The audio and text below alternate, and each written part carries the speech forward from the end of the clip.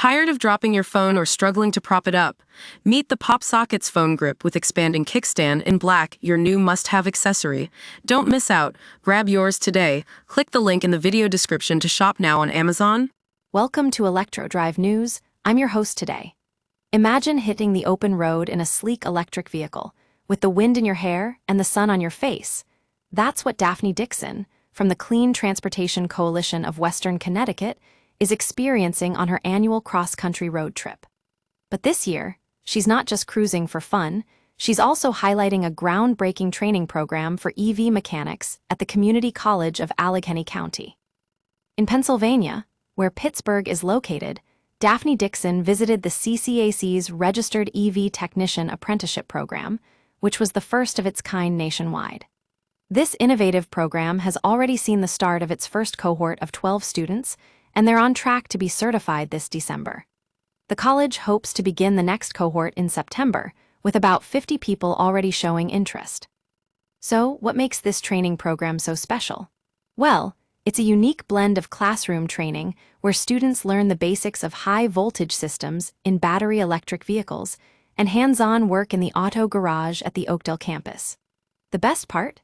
Students who are already trained auto mechanics finish the program by working at partner dealerships.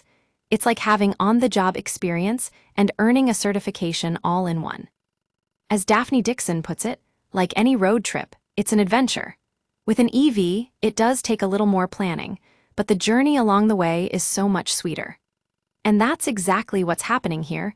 The market has developed significantly over the last decade, with costs of battery manufacturing falling and sales of electric vehicles growing steadily. But what about range anxiety? The worry some drivers have that an EV's battery will drain before it reaches the next charger. Daphne Dixon doesn't see it as a problem, a choice. She believes that with the right planning and charging infrastructure in place, the user experience can be significantly improved. And that's where local zoning codes come into play. We can address some of these issues at the source. On her trip, Daphne is assessing EV charging sites to see how they can be designed to provide a better experience for drivers.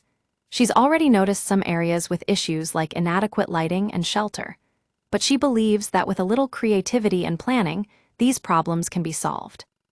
As we look ahead to the future of electric vehicles, programs like this training program at CCAC are crucial in addressing the growing demand for skilled technicians. And it's not just about the environment, it's also about creating jobs and economic growth in communities across the country. That's all for today's episode of Electro Drive News. Join us next time as we explore more exciting developments in the world of electric vehicles.